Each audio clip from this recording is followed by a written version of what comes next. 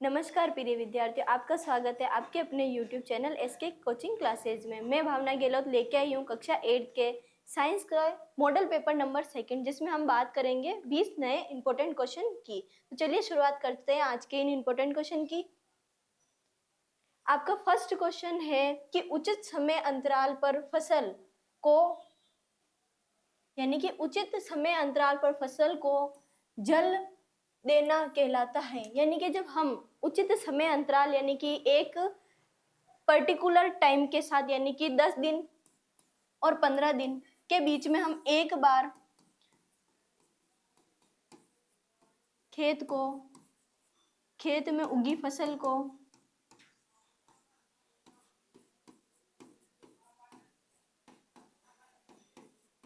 पानी पिलाते हैं तो वे क्या कहलाती है। तो हम जब फसल में एक समय अंतराल के साथ में पानी पिलाते हैं, फसल को जल देते हैं, तो उसे हम क्या कहते हैं? सिंचाई कहते हैं। थ्रेसिंग, अनाज को भूसे से अलग करने की प्रक्रिया को थ्रेसिंग कहते हैं। निराई, जो अवांछित पौधे यानी कि खरपतवार को हटाने के लिए जो तकनीक उपयोग में की जाती है उसे हम निराई कहते हैं। बुआई, मिट्टी को उलट पुलट करके पोला बनाने के बाद जो बीज बोए जाते हैं उसे हम क्या कहते हैं? बुआई कहते हैं। ये आपका फर्स्ट चैप्टर का इंपॉर्टेंट क्वेश्चन होता है कि हमारे पास में फर्स्ट क्वेश्चन आया है कि उचित समय अंतराल यानी कि हमें एक पर्टिकुलर समय दे रखा, हमें पता है अब हमारे सबके घरों में गेहूं की बुआई की हुई होगी। तो हमारी मम्मियां देखते हैं हम सब की 1 महीने में एक बार या 10-15 दिन में एक बार खेतों में पानी पिलाने के लिए जाते हैं, उसे ही हम क्या कहते हैं? सिंचाई करना कहते हैं। फिर आता है थ्रेसिंग की बात।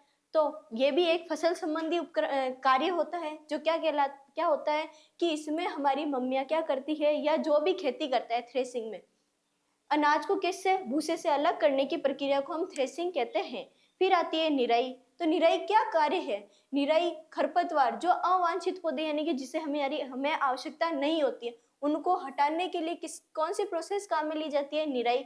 फिर आती है बुआई। मिट्टी को जब हम हल चलाकर या ट्रैक्टर, कल्टीवेटर, किसी से भी हम क्या कर देते हैं? मिट्टी को पोला बना देते हैं। मिट्टी को पोला बनाने के बाद में हम उसे अनाज, जो भी हमें बोना होता है, अनाज के बीज को बो देते हैं, उसे क्या कहते हैं? हम बुआई कहते हैं। ये था आज का आपका फर्स्ट क्वेश्चन। बढ़ते हैं सेकंड क्वेश्चन की ओर। सेकंड क्वेश्चन है, पादप रोग नींबू कैंकर होता है। तो एक पादप रोग होता है, ये एक पादप रोग है कैंकर। इसमें क्या होता है? जो हमारा नींबू होता है उसके ऊपर पीले, उसका कलर हमें पता है, बाहरी आवरण क्या होता है? येलो कलर का होता है, पर उसमें क्या होते हैं? कभी कभी black black black black dot बन जाते हैं। जब ये ब्लैक ब्लैक डॉट बन जाते हैं तो इस रोग को हम क्या कहते हैं? कैंकर रोग कहते हैं।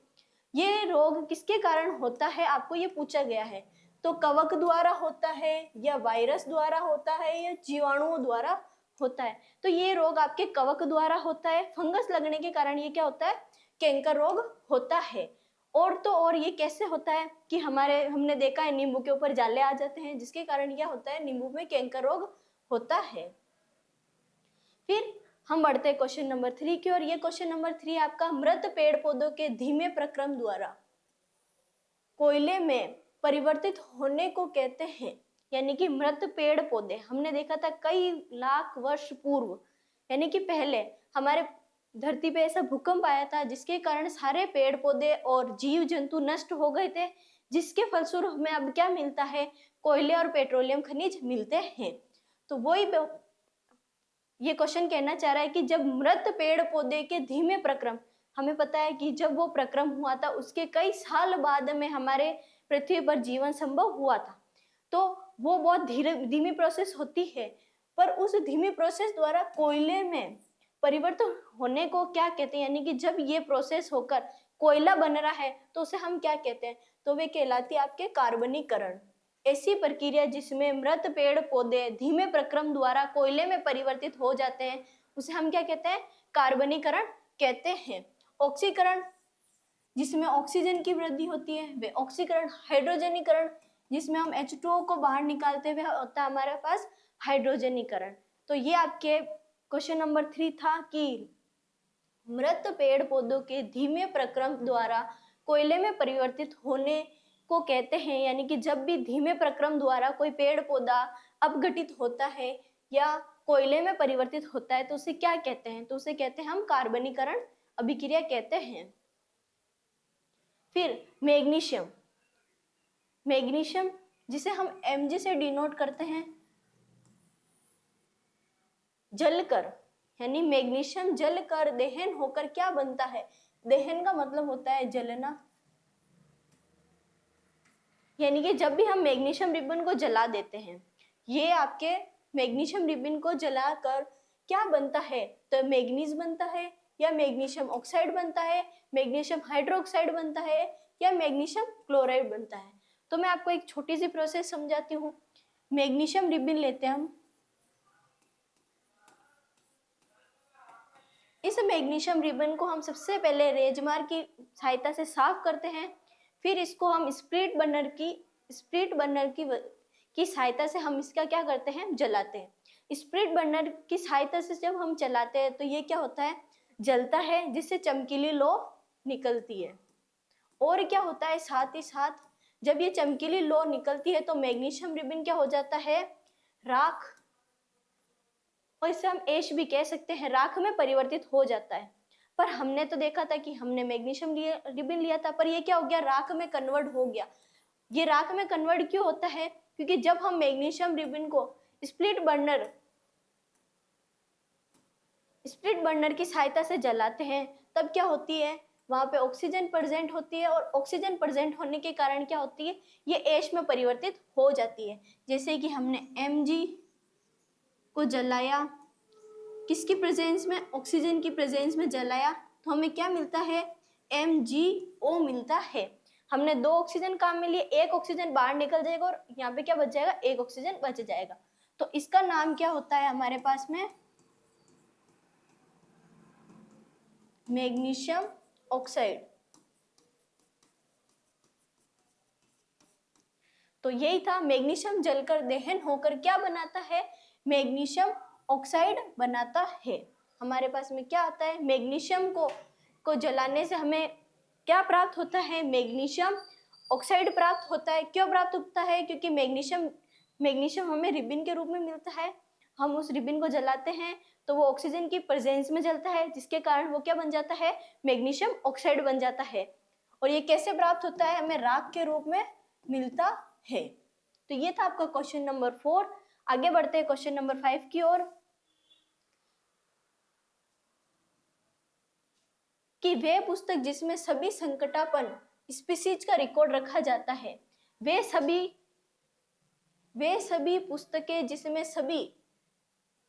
पुस्तक जिसमें सभी संकटापन स्पीसीज का रिकॉर्ड रखा जाता है।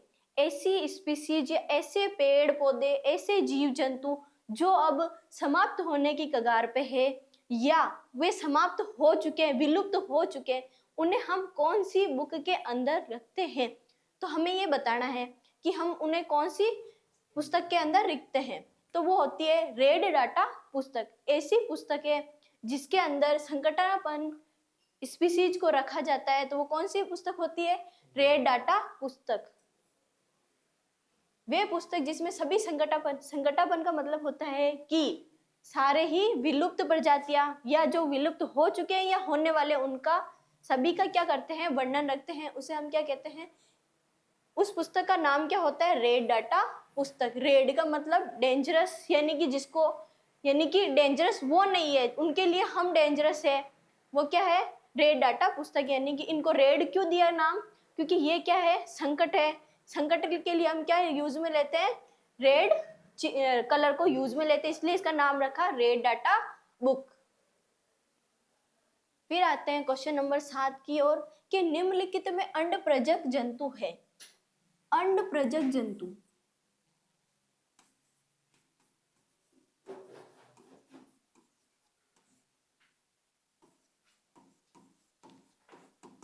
ऐसे जंतु जो अंडे पैदा करते हैं।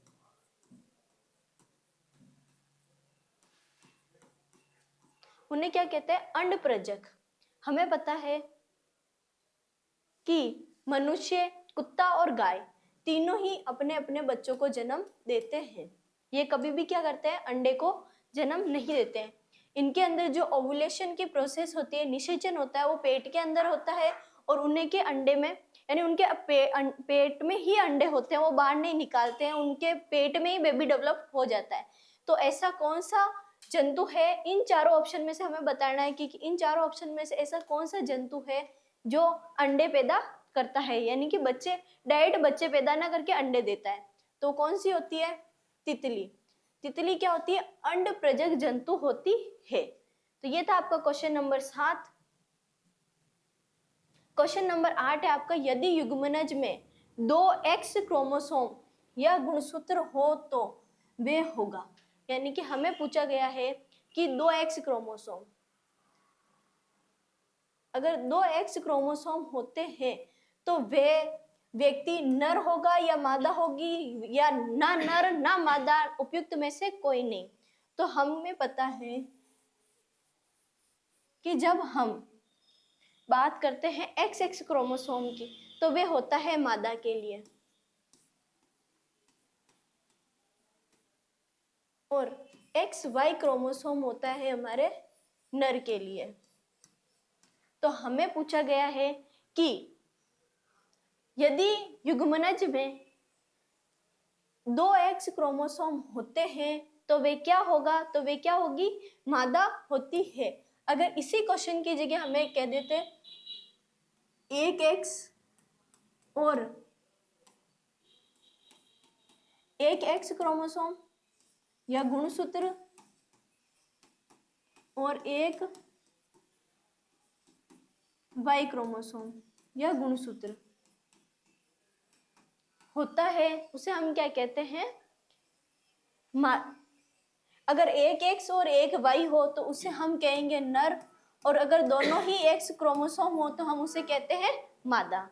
यानी कि हमारा जो बॉडी लैंग्वेज है वो किस पे डिपेंड करता है? एक्स एक्स और एक्स वाई पे डिपेंड करता है। अगर लड़की है तो उसके अंदर हमेशा एक्स एक्स क्रोमोसोम पाए जाएंगे, और लड़का है तो एक्स वाई क्रोमोसोम पाए जाते हैं। तो ये क्वेश्चन नंबर 8 था। क्वेश्चन नंबर 9 है कि पेशीय बल, पेशीय बल है, पेशीय बल है वे बल जिस, पेशीय बल होता है वे बल जो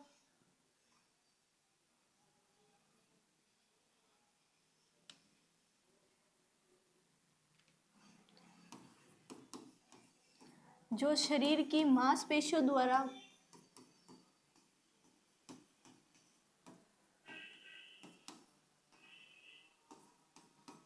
या हाथ द्वारा लगाया जाता है,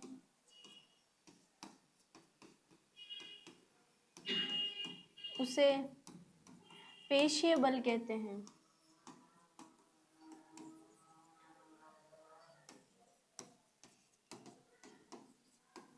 पेशीय बल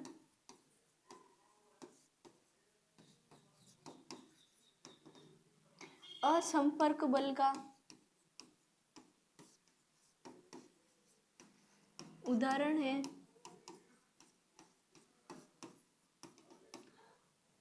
असंपर्क बल में, असंपर्क बल में 2 प्रकार पढ़ते हम। पहला आता है पेशीय बल और दूसरा आता है घर्षण बल। ये दोनों ही बल असंपर्क बल के उदाहरण होते हैं। तो हमें पूछा गया है पेशीय बल है, किसका उदाहरण है पेशीय बल? ये पूछ लिया जाए कि पेशीय बल क्या है, कि वे बल जो शरीर की मांसपेशियों द्वारा या हाथ द्वारा लगाया जाता है, के द्वारा लगाया जाता है वह पेशीय बल कहलाता है। पेशीय बल किसका उदाहरण होता है? असंपर्क बल का उदाहरण होता है। यानी कि कोई वस्तु उसके ज्यादा टच में नहीं है, जैसे हम ये लगा रहे हैं तो ये ऑटोमेटिक भी पुश हो रहा है, तो इसके क्या होता है? ये असंपर्क बल होता है। तो असंपर्क बल के हम दो उदाहरण देखते हैं, पेशीय और घर्षण बल। तो पेशीय और घर्षण बल दोनों ही किसके उदाहरण है? असंपर्क बल के उदाहरण है। तो हमारा क्वेश्चन नंबर 9 का सही उत्तर होता है कि ये पेशीय बल है, असंपर्क बल होता है। तो ये था आपका क्वेश्चन नंबर 9। क्वेश्चन नंबर 10 आता है, तरल नाम संयुक्त रूप से दिया जाता है। तरल नाम संयुक्त रूप से दिया जाता है।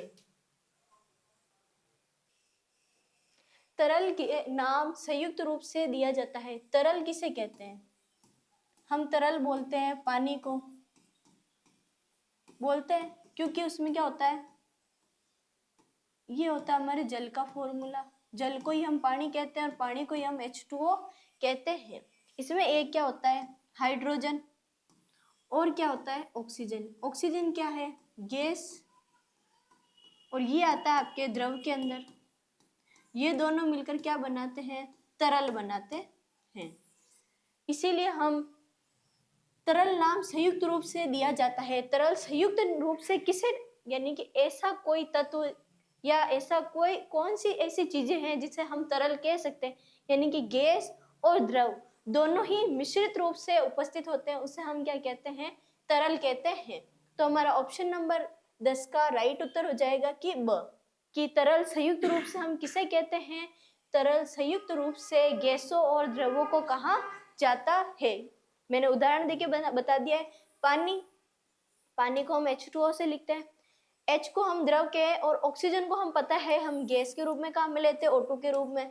तो जब ये दोनों ही मिक्स होते हैं तो हमारे पास क्या आता है? एक तरल पदार्थ आता है।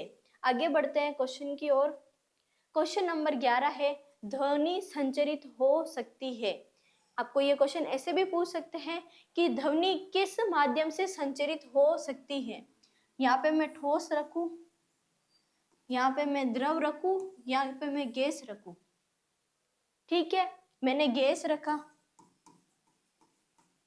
मैंने यहाँ से ध्वनि पास करवाई, तो ये क्या हो जाती है? ध्वनि आर पार निकल जाती है।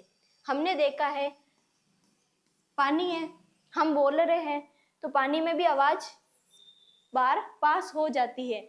जैसे मैं इस कमरे में बोल रही हूँ तो हम बोलते हैं कि दीवारों के कान होते हैं, तो हाँ होते हैं, क्योंकि ये ठोस है, ठोस से उधर आवाज जा सकती है। तो ध्वनि संचरित हो सकती है। कौन कौन से माध्यम से हो सकती है? ठोस, द्रव, गैस, तीनों ही माध्यम से ध्वनि संचरित हो सकती है। ध्वनि क्या होती है? तीनों, ठोस, द्रव, गैस, तीनों से ही संचरित हो सकती है। ये था आपका क्वेश्चन नंबर 11। क्वेश्चन नंबर 12 की ओर बढ़ते हैं। क्वेश्चन नंबर 12 है आपका,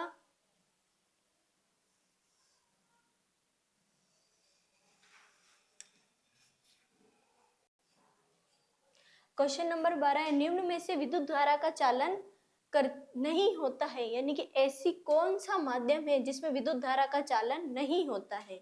तो विद्युत धारा, विद्युत धारा किसे कहते हैं? जिसमें विद्युत प्रवाहित होने की क्षमता होती है। जैसे हमारे पास में वायर होता है, हमारे यहाँ पे ये बोर्ड चल रहा है, ये यहाँ से वायर आ रही है, तो क्या होता है? इसमें क्या है? विद्युत चालन की क्षमता है, इसीलिए हमारे को जो भी इलेक्ट्रिसिटी होती है वो चलती है। हमारी बॉडी है, हमारी बॉडी में भी इलेक्ट्रिसिटी होती है, क्योंकि इसी से हमें क्या होता है? इलेक्ट्रिसिटी होती है, तब हमारा पॉजिटिव होता है। बॉडी में अगर पॉजिटिव चल रहा है और नेगेटिव मिल गया तो हमें करंट आ जाएगा, नेगेटिव चल रहा है पॉजिटिव आ गया तो हमें करंट लग जाएगा, इसलिए हमें बिजली का झटका भी लगता है। तो उसी अकॉर्डिंग हमें पूछा गया है कि निम्न में से विद्युत धारा का चालन नहीं होता है। यानी कि ऐसा कौन, इन चारों में से ऐसा कौन सा माध्यम है जिसमें विद्युत चालन का यानी विद्युत धारा का चालन नहीं होता है? तो आपका सही उत्तर आता है आसुत जल। इसे हम बोलते हैं क्रिस्टल वाटर। इसमें कभी भी विद्युत धारा प्रवाहित नहीं होती है।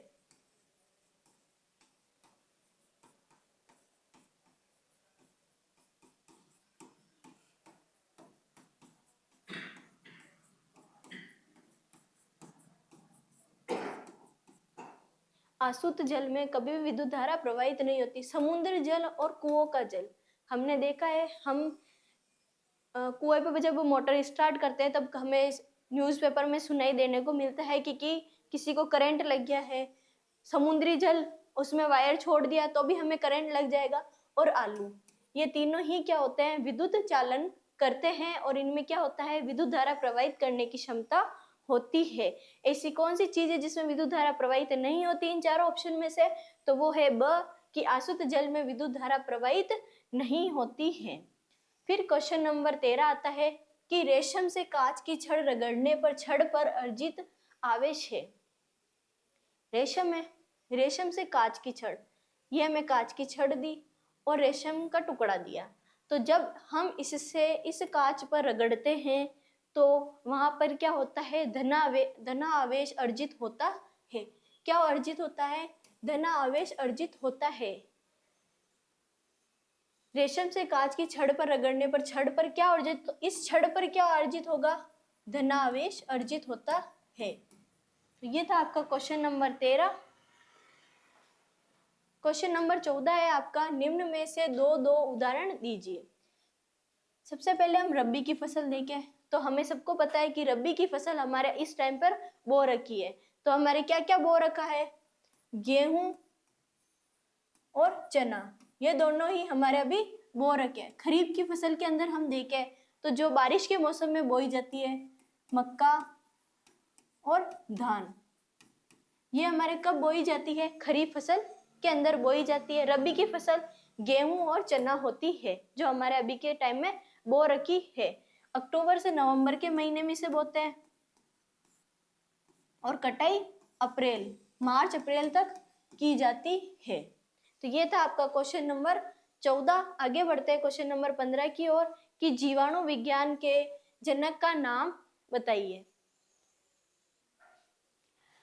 यानी कि हमारे जीवाणु विज्ञान यानी कि बैक्टीरियोलॉजी के जनक का नाम बताइए। यानी बैक्टीरियोलॉजी की खोज कब की गई थी, 1675 ईस्वी में ल्यूवेन होग द्वारा। हमारे किसकी खोज की गई थी, जीवाणु विज्ञान की गई थी। इनका पूरा नाम था एंटोन वेन ल्यूवेन हॉक, ये इनका पूरा नाम था और इन्हें ल्यूवेन हॉक भी कहते हैं। कब, कौन सी सन में की थी, 1675 ईस्वी में की थी। जीवाणु विज्ञान की खोज कौन से सन में की गई थी, 1675 में की गई थी। किसके द्वारा, एंटोन वेन ल्यूवेन हॉक द्वारा की गई थी। फिर आता है क्वेश्चन नंबर 16 की घरों में उपयोग की जाने वाली पेट्रोलियम गैस का नाम लिखिए। तो जो हमारे घर में एलपीजी सिलेंडर, जिसे हम क्या बोलते हैं, एलपीजी सिलेंडर, तो हमें उस गैस का नाम बताना है जिसमें हम घरों में उपयोग में लेते हैं। तो उस गैस का क्या नाम है, एलपीजी, जिसे हम क्या लिखते हैं, LPG, Dravid petroleum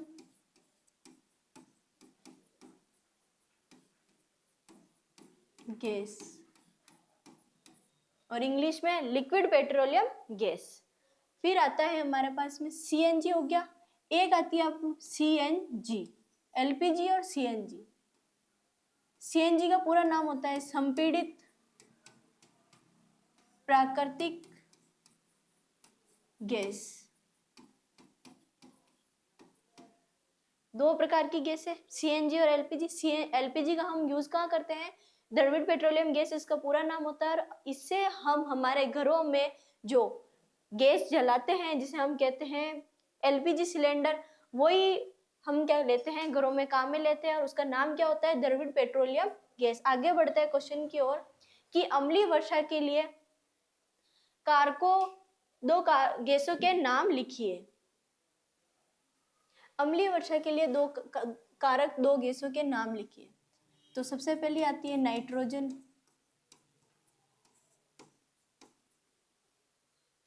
nitrogen die oxide. दूसरी आती है सल्फर डाई ऑक्साइड। नाइट्रोजन और सल्फर डाइऑक्साइड, ये दोनों ही गैस किसके लिए उत्तरदायी होते हैं? अम्लीय वर्षा के लिए उत्तरदायी होते हैं।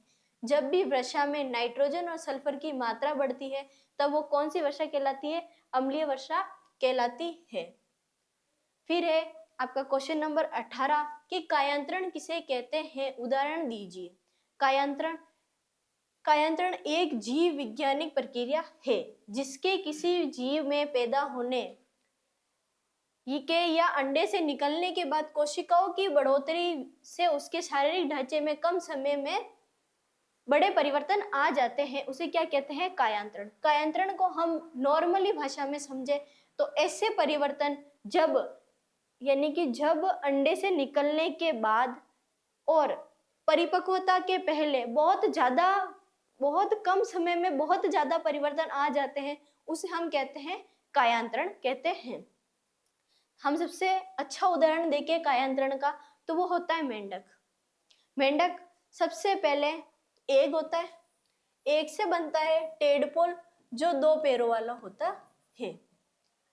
फिर है फ्रॉगलेट, मेटाफोर जब क्या होती है कि इसके पास अपनी टेल होती है और ये इस स्ट्रक्चर में होता है।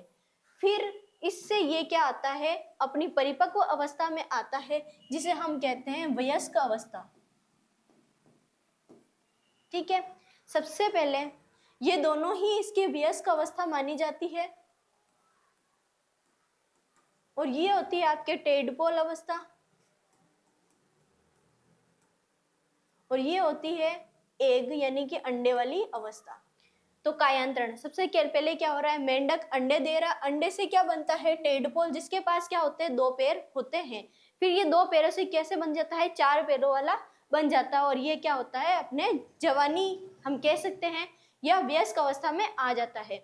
चित्र से स्पष्ट है कि मेंढक के विकास के विभिन्न चरण है जिसमें से 3 चरण स्पष्ट है। पहला है अंडा, फर्स्ट चरण ये हो गया, सेकंड चरण ये हो गया टेडपोल और ये थर्ड चरण के अंदर ये दोनों ही आते हैं। टेडपोल लार्वा अवस्था, तीसरा वयस्क। मेंढक में एक विशेष परिवर्तन है, गलफंडों का फेफड़ों में और फेफड़ों में परिवर्तन होता है क्योंकि हमने देखा है कि मेंढक क्या होते हैं? अंडे देते हैं। जब ये अंडे देते हैं तो ये किस में देते हैं? पानी में। और लार्वा किस में बनते हैं? पानी में। जब ये पानी में होते हैं तो इनके पास श्वसनांग क्या होते हैं? गलफड़े, जिससे क्या करते हैं? ये श्वसन कार्य करते हैं। पर जब ये टेडपोल से वयस्क अवस्था में परिवर्तन होते हैं, टेडपोल से वयस्क अवस्था में परिवर्तन होते हैं, तब क्या होता है कि इनके फेफड़ों का निर्माण होता है जिससे ये क्या करते हैं? श्वसन क्रिया करते हैं। और इसके उपरांत जब फेफड़े डेवलप हो गए हैं और बाद में जब मेंढक भूमि के अंदर चले जाते हैं यानी कि वे अपना घर बना लेते हैं, क्योंकि हमने मेंढक को देखा है बारिश के समय के अलावा वे कहाँ रहते हैं? भूमि के अंदर रहते हैं जहाँ नमी हो। तो जब वे भूमि के अंदर रहते हैं तब वो क्या करते हैं? अपनी त्वचा से रेस्पिरेशन करते हैं। तो ये जो एडेप्टेशन उनमें पाया जाता है तो वो क्या कहलाता है? कायांतरण कहलाता है। फिर बढ़ते हैं आगे वाले क्वेश्चन की ओर। एक स्वरित्र की आवर्ती 200 हेर्ट्ज है, इसका आवर्तकाल कितना है? तो सबसे पहले हमें आवर्तकाल का सूत्र पता होना चाहिए।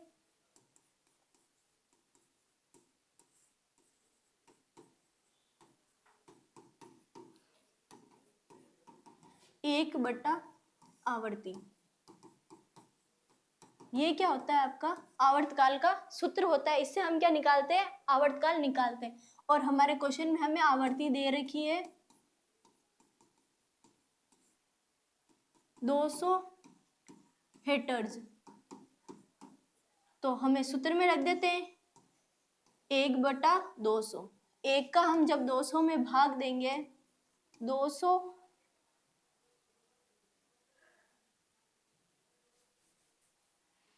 200 बार और एक अंदर।